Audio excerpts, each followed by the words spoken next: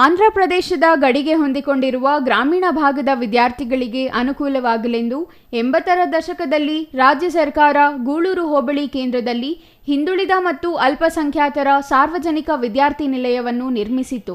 ಈ ಕಟ್ಟಡ ನಿರ್ಮಾಣ ಮಾಡಲು ಕೆಎನ್ ವೆಂಕಟರತ್ನಮಯ್ಯ, ಕೆವಿ ವೆಂಕಟರಾಮಶೆಟ್ಟಿ ಮತ್ತು ಸಹೋದರರು ದಾನವಾಗಿ ನೀಡಿದ ಜಾಗದಲ್ಲಿ ಕಟ್ಟಡ ನಿರ್ಮಿಸಲಾಗಿದೆ. ಆ ವಸತಿ ನಿಲಯವನ್ನು 1986ರ ಸೆಪ್ಟೆಂಬರ್ 13ರಂದು ಆಗಿನ ರೇಷ್ಮೆ, ಪಶುಸಂಗೋಪನೆ ಮತ್ತು ಮೀನುಗಾರಿಕಾ ಸಚಿವ ಕೆಎಂ ಕೃಷ್ಣಾರೆಡ್ಡಿ ಹಾಗೂ ಶಾಸಕ ಬಿ ನಾರಾಯಣಸ್ವಾಮಿ ಉದ್ಘಾಟನೆ ಮಾಡಿದ್ದರು. ಆದರೆ ಈಗ ಆ ವಸತಿ ನಿಲಯದ ಕಟ್ಟಡ ನಿರ್ವಹಣೆ ಇಲ್ಲದೆ ಪಾಳು ಬಿದ್ದಿದೆ. ಇಂತಹ ಗ್ರಾಮೀಣ ವಿದ್ಯಾರ್ಥಿಗಳ ಶೈಕ್ಷಣಿಕ ಪ್ರಗತಿಗೆ ಯೋಗ್ಯವಾಗಿದ್ದ ವಸತಿ ನಿಲಯ ಸುಮಾರು ದಶಕದ ಹಿಂದೆಯೇ ನಿಲ್ಲಿಸಲಾಗಿದೆ. ಹಾಗಾಗಿ ವಸತಿ ನಿಲಯದ ಕಟ್ಟಡ ಸಂಪೂರ್ಣ ಪಾಳು ಬಿದ್ದಿದೆ. ಹಾಗೆಯೇ ಆವರಣದಲ್ಲಿ ಗಿಡಗಂಟಿಗಳು ಬೆಳೆದು ಹಾವು ಚೇಳುಗಳ ಆವಾಸ ತಾಣವಾಗಿ ಮಾರ್ಪಟ್ಟಿದೆ. ಶೌಚಾಲಯಗಳ ಕಟ್ಟಡಗಳ ಸಮೀಪ ಹೋಗಲು ಸಾಧ್ಯವಾಗದಷ್ಟು ಮುಳ್ಳಿನ ಪೊದೆಗಳು ಬೆಳೆದಿವೆ. ಕಿಟಕಿ, ಬಾಗಿಲುಗಳು, ಕಾಂಪೌಂಡ್ ಗೇಟ್ ಎಲ್ಲವೂ ಮುರಿದು ಬಿದ್ದಿವೆ. ವಸತಿ ನಿಲಯದ ಕಾಂಪೌಂಡ್ ಒಳಗಿನ ಸ್ಥಳ ಬಯಲು ಶೌಚಕ್ಕೆ ಬಳಕೆಯಾಗುತ್ತಿದೆ. ಹೀಗೆ ದಶಕಗಳ ಹಿಂದೆ ಅನುಕೂಲಕ್ಕಾಗಿ ನಿರ್ಮಿಸಿರುವ ಕಟ್ಟಡ ಸಂಪೂರ್ಣ ನಿರ್ಲಕ್ಷ್ಯಕ್ಕೆ ಒಳಗಾಗಿದೆ. ಇದರಿಂದಾಗಿ ನೂರಾರು ಗ್ರಾಮೀಣ ವಿದ್ಯಾರ್ಥಿಗಳು ವಸತಿ ನಿಲಯದ ಸೌಲಭ್ಯದಿಂದ ವಂಚಿತರಾಗಿದ್ದಾರೆ.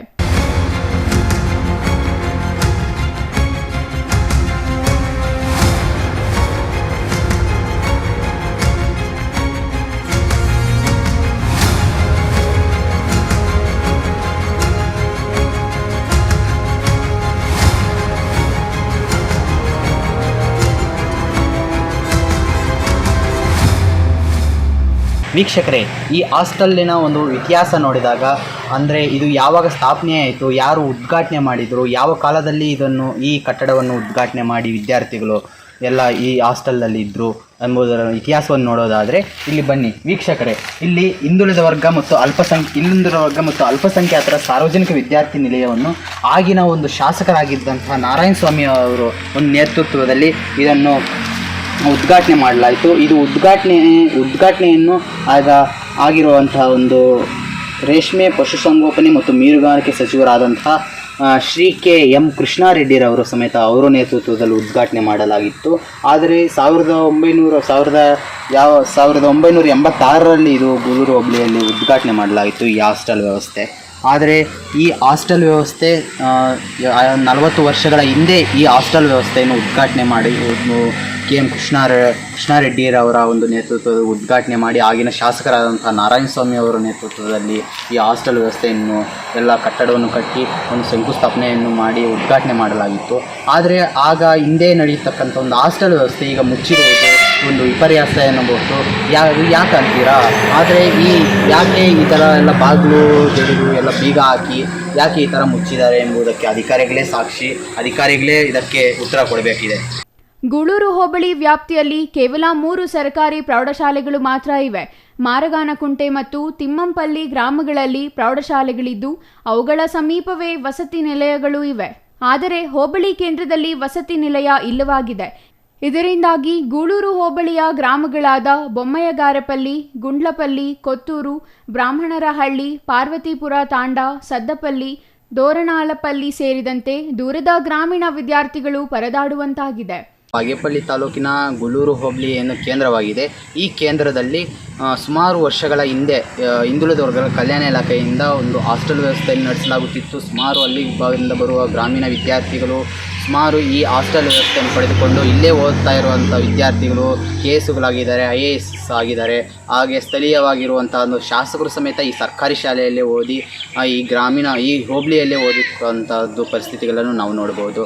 ಆದರೆ ಇತ್ತೀಚೆಗೆ ಏನಾಗಿದೆ ಅಂದರೆ ಪರಿಸ್ಥಿತಿಗಳು ಸುಮಾರು ಒಂದು ಪ್ರೌಢಶಾಲೆಗಳಿವೆ, ಸರ್ಕಾರಿ ಶಾಲೆಗಳಿವೆ, GHPS ಶಾಲೆಗಳಿವೆ, ಮತ್ತು ಈ ಖಾಸಗಿ ಶಾಲೆಗಳಿವೆ. ಸುಮಾರು ವಿದ್ಯಾರ್ಥಿಗಳು ಗ್ರಾಮೀಣ ಭಾಗದಿಂದ ಬರುವಂಥದ್ದು ಈ ಕೇಂದ್ರದ ಹೋಬಳಿಗೆ ಬರುವಂಥದ್ದು. ಆದರೆ ಈ ಕೇಂದ್ರದ ಒಂದು ಹೋಬಳಿ ಮಟ್ಟದಲ್ಲೇ ಒಂದು ಹಾಸ್ಟೆಲ್ ವ್ಯವಸ್ಥೆ ಇಲ್ಲದೆ ಇರುವುದು ನಮ್ಮ ಒಂದು ವಿಪರ್ಯಾಸ ಎನ್ನಬಹುದು.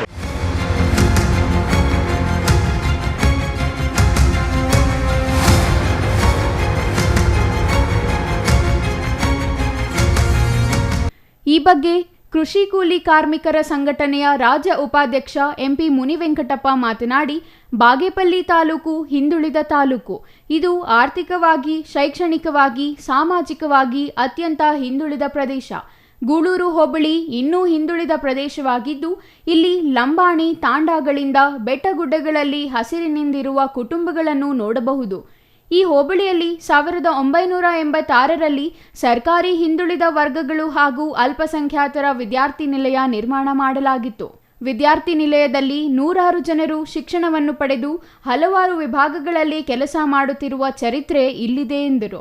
ಆದರೆ ಈ ವಿದ್ಯಾರ್ಥಿ ನಿಲಯ ಕಳೆದ ಹಲವು ದಿನಗಳಿಂದ ಮುಚ್ಚಲಾಗಿದೆ. ಈ ವಿದ್ಯಾರ್ಥಿ ನಿಲಯ ಸುತ್ತಮುತ್ತ ಗಿಡಗಂಟಿಗಳು ಬೆಳೆದು ಕಟ್ಟಡ ಮೂಲೆ ಗುಂಪಾಗಿದೆ. ಅಧಿಕಾರಿಗಳು ಎಚ್ಚೆತ್ತು ಇದನ್ನು ಪುನರ್ ಸ್ಥಾಪಿಸಬೇಕು. ಇಲ್ಲವಾದರೆ ಕೃಷಿ ಕೂಲಿ ಕಾರ್ಮಿಕರ ಸಂಘಟನೆಯಿಂದ ಹೋರಾಟ ಮಾಡಲಾಗುವುದೆಂದರು. ಲಂಬಾಣಿ ತಾಂಡಗಳಿಂದ ಹಿಡಿದು ಬೆಟ್ಟ ಗುಡ್ಡಗಳಲ್ಲಿ ಇವತ್ತು ಕೂಡ ಹಸಿವಿನಿಂದ ಬದುಕತಕ್ಕಂಥ ಕುಟುಂಬಗಳು ನಾವು ನೋಡಲಿಕ್ಕೆ ಸಿಗ್ತವೆ. ಯಾವುದೇ ಆದಾಯ ಇಲ್ಲದೆ, ಭೂಮಿ ಇಲ್ಲದೆ, ಕೇವಲ ಕೂಲಿ ಮಾಡಿಕೊಂಡು ಬದುಕತಕ್ಕಂಥ ಪ್ರದೇಶ ಗೂಳೂರು ಹೋಬಳಿ. ಈ ಗೂಳೂರು ಹೋಬಳಿಯ ಪ್ರದೇಶದಲ್ಲಿ 1986ರಲ್ಲಿ ಸರ್ಕಾರಿ ಹಿಂದುಳಿದ ವರ್ಗಗಳು ಮತ್ತು ಅಲ್ಪಸಂಖ್ಯಾತರ ಇಲಾಖೆ ವತಿಯಿಂದ ಒಂದು ಹಾಸ್ಟೆಲ್ ನಿರ್ಮಾಣ ಆಗಿತ್ತು. ಈ ಹಾಸ್ಟೆಲಲ್ಲಿ 100 ಜನ, 1000 ಜನ ಹಲವು ವರ್ಷಗಳಿಂದ ಶಿಕ್ಷಣವನ್ನು ಪಡೆದು ಆ ಹಾಸ್ಟೆಲಲ್ಲಿ ಇದ್ದು ಕಲಿತು ಹಲವಾರು ವಿಭಾಗಗಳಲ್ಲಿ ಕೆಲಸವನ್ನು ಮಾಡ್ತಾ ಇರ್ತಕ್ಕಂಥ ಒಂದು ಚರಿತ್ರೆ ಇದೆ. ಅಂತಹ ಗೂಳೂರಲ್ಲಿದ್ದಂಥ ಸರ್ಕಾರಿ ಹಾಸ್ಟೆಲ್ ಏನಿದೆ, ಅದು ಹೋಬಳಿ ಕೇಂದ್ರದಲ್ಲಿದ್ದಂಥ ಹಾಸ್ಟೆಲ್ಲು, ಅದನ್ನೀಗ ಯಾವುದೇ ಕಾರಣ ಕೊಡದೆ ಸಂಪೂರ್ಣವಾಗಿ ಮುಚ್ಚಾಕಿದ್ದಾರೆ. ಇವತ್ತು ಗೂಳೂರು ಹೋಬಳಿ ಇವತ್ತು ಕೂಡ ಅಭಿವೃದ್ಧಿಯಲ್ಲಿ ಹಿಂದೆ ಬಿದ್ದಿರ್ತಕ್ಕಂಥ ಪ್ರದೇಶ. ಇವತ್ತು ಕೂಡ ಅಲ್ಲಿರ್ತಕ್ಕಂಥ ಬಡವರು ತಮ್ಮ ಮಕ್ಕಳಿಗೆ ಶಿಕ್ಷಣ ಕೊಡಿಸ್ಬೇಕು ಅಂತೇಳಿ ಇವತ್ತು ಪ್ರಯತ್ನ ಮಾಡ್ತಾ ಇರ್ತಕ್ಕಂಥ ಸಂದರ್ಭದಲ್ಲಿ ಇವತ್ತು ಗೂಳೂರು ಹೋಬಳಿಯ ಕೇಂದ್ರದಲ್ಲಿರ್ತಕ್ಕಂಥ ಹಾಸ್ಟೆಲನ್ನು ಮುಚ್ಚಾಕಿರ್ತಕ್ಕಂಥದ್ದು ಖಂಡನೀಯ. ನಾನು ಕರ್ನಾಟಕ ಪ್ರಾಂತ ಕೃಷಿ ಕೂಲಿಕಾರರ ಸಂಘದ ವತಿಯಿಂದ ಅದನ್ನು ನಾನು ಖಂಡನೆ ಮಾಡ್ತೀನಿ.